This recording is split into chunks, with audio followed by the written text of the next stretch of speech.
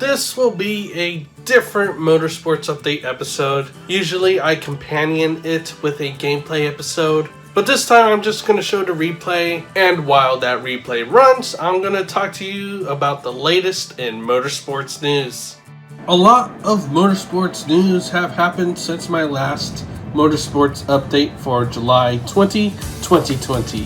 For this Motorsports Update, I'll be talking about IMSA, MotoGP, Formula 1, the NASCAR Cup Series, Formula E, and IndyCar. The IMSA WeatherTech Sports Car Series had their fourth event of the season on August 2nd at Road America.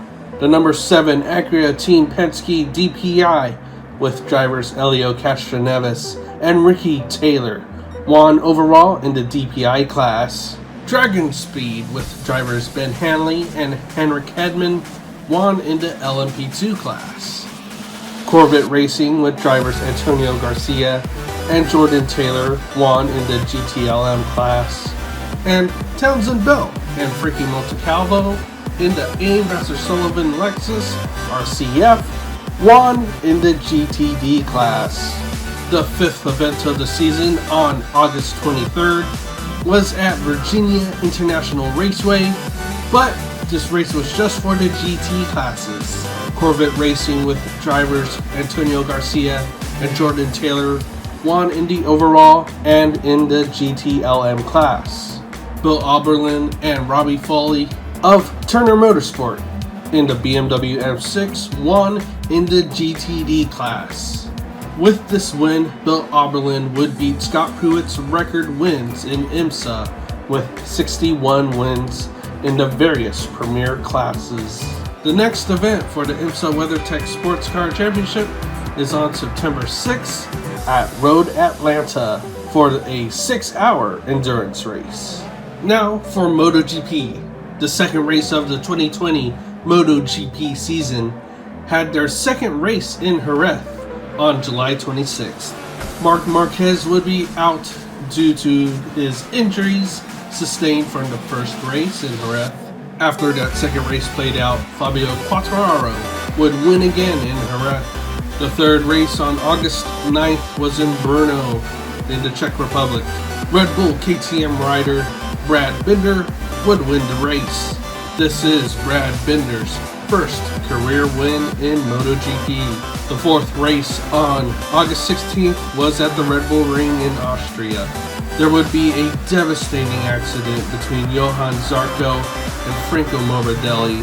Both riders would be okay. This accident would bring out a red flag.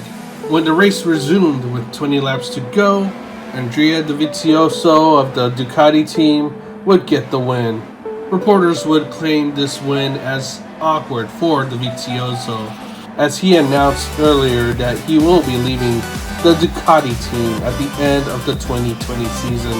The fifth race of the MotoGP season on August 23rd saw the Premier class celebrate 900 races in its history. This is a second race at the Red Bull Ring in Austria.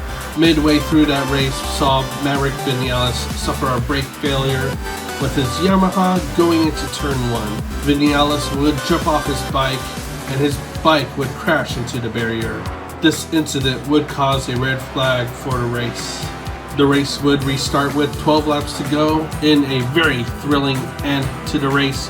Tech 3 Red Bull KTM's Miguel Oliveira wins the race. I have to say the 2020 MotoGP season so far has been really exciting. It is not a dominant season like past seasons, since Marc Marquez is unfortunately out with an injury. With Marc Marquez's absence, this opens up the season to anyone who wants to win a MotoGP championship in the Premier class. The next set of races is a doubleheader again at Misano in Italy on September 13th, and they will have another race in Misano the weekend after. For Formula 1, after a 2-week break, Formula 1 would return to their home track, racing in Silverstone for the British Grand Prix on August 2nd. Lewis Hamilton would get the win and do it in a thrilling fashion because within the closing laps he had a tire failure. The fifth race of the 2020 Formula One season raced again at Silverstone on August 9th for the 70th anniversary Grand Prix. This Grand Prix honors the 70th anniversary of the Formula One Championship. Max Verstappen would break the Mercedes winning streak and end up winning the 70th anniversary Grand Prix at Silverstone. The sixth race was in Catalonia for the Spanish Grand Prix on August 16th. Lewis Hamilton would dominate that race and win. The most recent race was just this past weekend at Spa-Francorchamps for the Belgian Grand Prix on August 30th. There would be a big crash between Antonio Giovinazzi and George Russell near the beginning of the race. Antonio Giovinazzi would spin out and crash out, while George Russell was trying to avoid the spinning Giovinazzi, but would end up hitting a straight tire and crashing out himself. Once again, Lewis Hamilton in the Mercedes would dominate this race and win.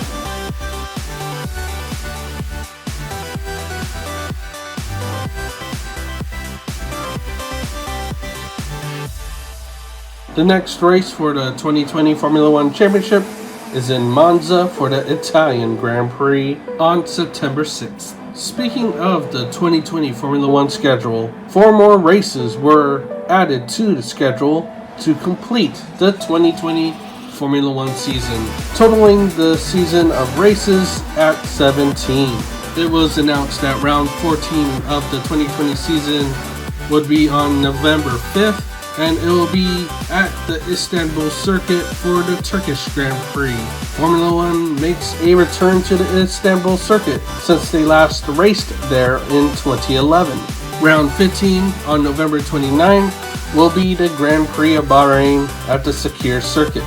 But for round 16, they will have another doubleheader with another race at the Sakir circuit in Bahrain. The December 6th race will not be raced on the traditional track layout of the Sakir circuit, but they will race on what is Sakir's outer circuit. It will be a short lap and a fast race. Looking at the track layout, it's kind of like for Formula One to be racing on an oval, but going in the clockwise direction. I am really excited for this race. This will be really interesting. And then round 17, the final round of the 2020 Formula One season, will be held at the traditional Grand Prix that ends the season in Abu Dhabi for the Abu Dhabi Grand Prix on December 13th. On September 3rd, 2020, Williams announced that Deputy Team Principal Claire Williams is to step down from her role after this weekend's Italian Grand Prix. With financial troubles, the Williams family sold the team to Darlington Capital, which they will still honor the Williams name in this Formula One team. It really is an end of a legacy, as the Williams family is not the sole owners of their own team anymore. Now for the NASCAR Cup Series, I'll quickly go through a lot of these since they race a lot.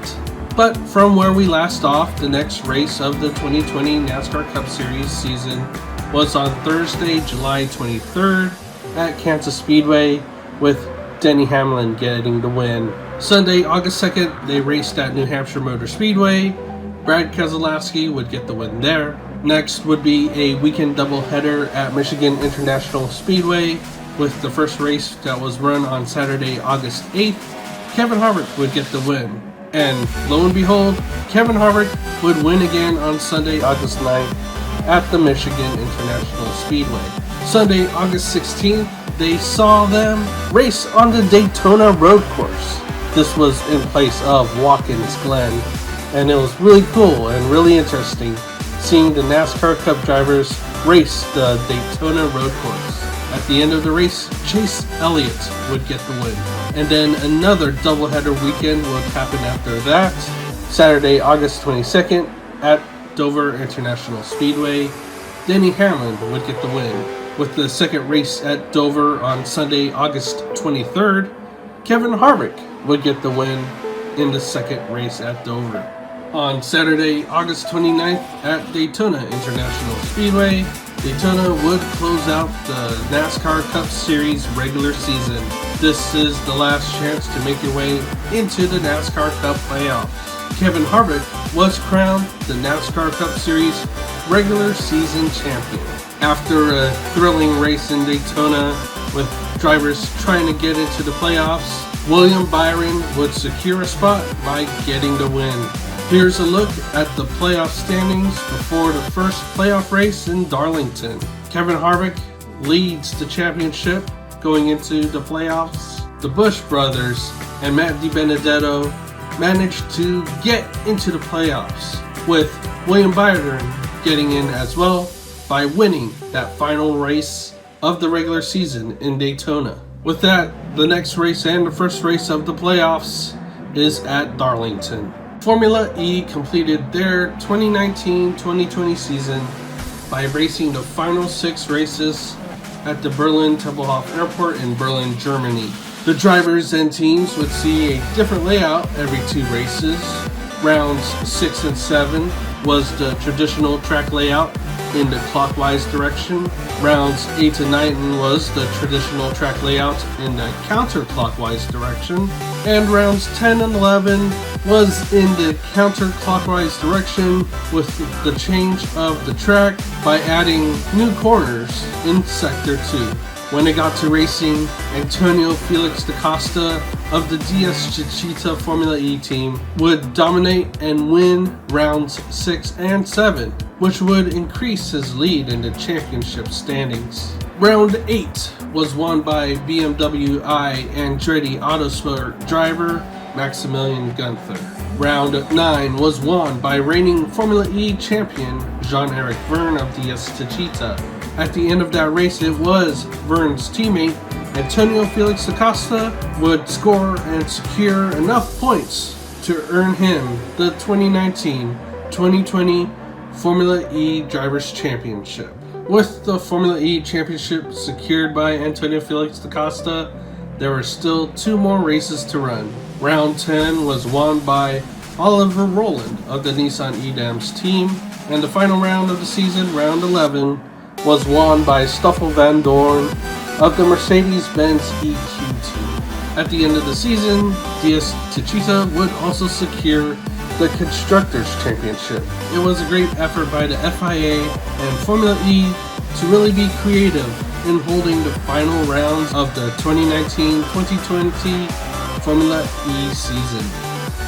I recently did an IndyCar update episode, which you can check out here.